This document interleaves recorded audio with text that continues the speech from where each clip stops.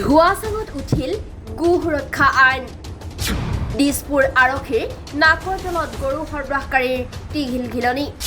দিছপুৰ আৰক্ষীক বুঢ়া আঙুলি দেখুৱাই নিতৌ শ শ গৰু সৰবৰাহ মহানগৰী আৰক্ষীক মেনেজ কৰি বহিৰাজ্যলৈ নিতৌ প্ৰেৰণ শ শ গৰু। নম্বৰ প্লেটবিহীন বাহনৰ পৰা জব্দ ৮টাকৈ গৰু। চোৰাং গৰু সৰবৰাহৰ বিৰুদ্ধে আৰক্ষী প্ৰশাসন যিমানেই কঠোৰ হৈছে তাৰ সমান্তৰালভাৱে কিন্তু দেখিবলৈ পোৱা গৈছে মহানগৰীত দৈনিক গৰু সৰবৰাহ হৈ আছে। এক প্ৰকাৰে ধোঁৱাচাঙত উঠিছে গো সুৰক্ষা আইন। দিছপুৰ আৰক্ষীৰ নাকৰ তলত গৰু সৰবৰাহকাৰীৰ টিঘিল ঘিলনি। যেন দিছপুৰ আৰক্ষীক বুঢ়া আঙুলি দেখুৱাই নিতৌ এনেদৰে এতিয়া শ শ গৰু সৰবৰাহ হৈছে মহানগৰীত। অভিযোগ উত্থাপন হৈছে মহানগৰী আৰক্ষীক মেনেজ কৰি বহিৰাজ্যলৈ এনেদৰে নিতৌ প্ৰেৰণ কৰা হৈছে শ শ গৰু। গৰু সৰবৰাহৰ ক্ষেত্ৰত ব্যৱহাৰ কৰা হৈছে নম্বৰ প্লেটবিহীন বাহন। আজি নম্বৰ প্লেটবিহীন এখন বাহনৰ পৰা জব্দ কৰা হৈছে ৮টাকৈ গৰু। দেউৰী পিপল জাষ্টিছ ফৰামৰ লগত স্থানীয় ৰাইজৰ সহযোগত জব্দ কৰা হয় গৰুভৰ্তি বাহনখন। জব্দকৃত বাহনখনৰ পৰা পলায়ন কৰে চালকসহ হেণ্ডিমেন।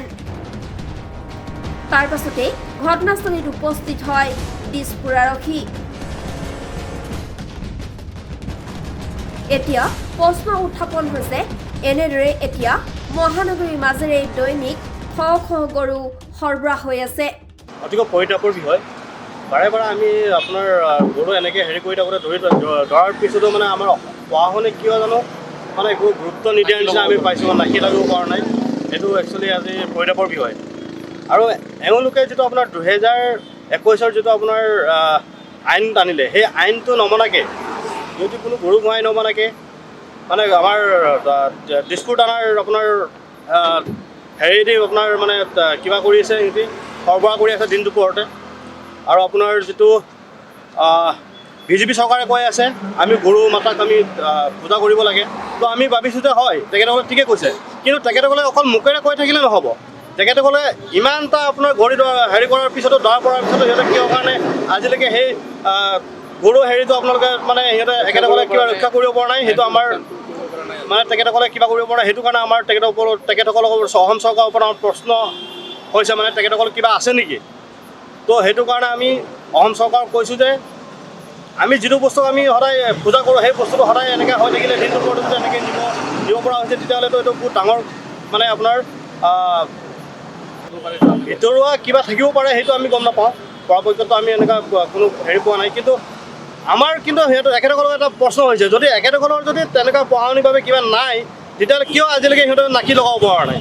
তো কিবা এটা আছে সম্ভৱ সিহঁতৰ লগত মানে পুলিচ প্ৰশাসনৰ লগত, তেনেকৈ আমি গম পোৱা নাই এতিয়ালৈকে। ইয়াৰ মানুহ ক'ত পলালে?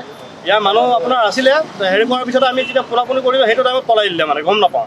ড্ৰাইভাৰৰ ল'ৰা এটা আছিলে আৰু মানে আপোনাৰ গাড়ী ইমান স্পীডত আহিছে এখেতসকলে যে আমাক মানে গাড়ীটো আমাক এক্সিডেণ্ট কৰাব খুন্দিয়াবলগীয়া, সেই খুন্দিয়াবলগীয়া সৰুতে আমি গাড়ীখন ধৰিবলগীয়া মানে বাধ্য হৈছোঁ। এইটো বিষয়ৰ সন্মত আপোনালোকে এটাই হৈছে, সিহঁতৰ লগত বহুত ডাঙৰ মুনাফা হৈছে। সেইটো কাৰণে সিহঁতে আজিলৈকে এইটো কোনো ভয় কৰা নাই, পুলিচ প্ৰশাসনক ভয় কৰা নাই, কোনো হেৰিক ভয় কৰা নাই, চৰকাৰক সিহঁতে কোনো মানে বুঢ়া আঙুলি দেখাই পেলাই এইটো ব্যৱস্থা কৰি আছে। তো সেইটো পইচা মানে আপোনাৰ মুনাফা বেছি হোৱাৰ কাৰণে সিহঁতে নতুন নতুন গাড়ী লৈ পেলাই এইটো বেহাটো চলাই আছে। আমি মাননীয় মুখ্যমন্ত্ৰীক এটাই বাৰ্তা মানে দিব বিচাৰোঁ, আমাৰ ফালৰ পৰা এটাই ক'ব বিচাৰোঁ, আমাৰ সংগঠনৰ ফালৰ পৰা যে মাননীয় মুখ্যমন্ত্ৰী মহোদয়ে এইটো হেৰিটোত মানে কঠোৰতকৈ কঠোৰতম হৈ পেলাই ব্যৱস্থা ল'ব লাগে, সেইটো আমাৰ ফালৰ পৰা তেখেতক দাবী জনাইছোঁ। এই গৰুখিনি ক'ত যাব বুলি আপোনালোকে ধাৰণা কৰে? এইটোতো এতিয়া আপোনাৰ দিছপুৰ থানাৰ পৰা সিহঁতে গৰুচালাত পঠাব নেকি। গৰুচালাৰ পৰা আকৌ সিহঁতেতো বেছিদিন নাথাকে, আমি জনামতে লগালগ সিহঁতে গৰু উলিয়াই নিয়ে বুলি গম পাইছোঁ। মানে সেইটো কেনেকৈ কি সেইটো আমি ধৰিব পৰা নাই।